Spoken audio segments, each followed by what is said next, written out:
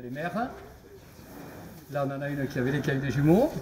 Boris Vallaud, candidat du Parti socialiste, en visite dans un élevage de bœufs de Chalosse. Une façon peut-être de montrer son attachement à ce territoire, car celui qui fut secrétaire général adjoint de l'Élysée entre 2014 et 2016 est aujourd'hui raillé par ses adversaires pour son manque d'ancrage local.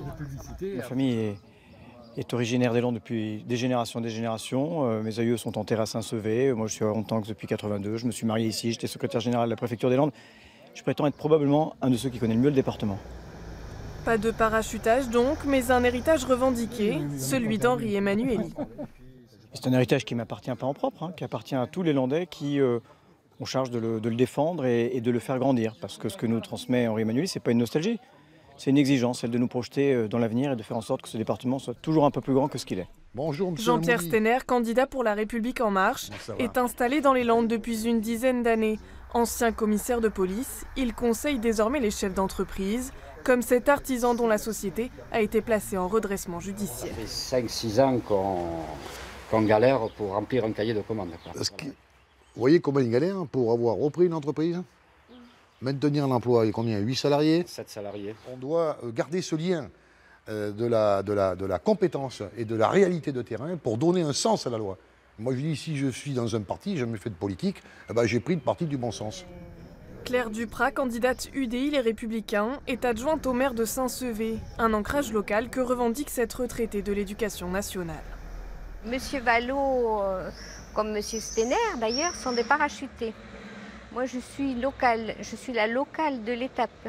Ça fait 40 ans que je suis ici, j'y suis née, c'est mon territoire et j'entends le défendre. Défendre ce territoire du sud des Landes, une idée que porte également Océane Ravix pour le Front National. Et ce qui importe avant tout pour la candidate de 24 ans, c'est la préférence nationale. Permettre aux gens des petites villes comme ici d'accéder aux soins sans faire 30 km pour aller juste voir un médecin généraliste.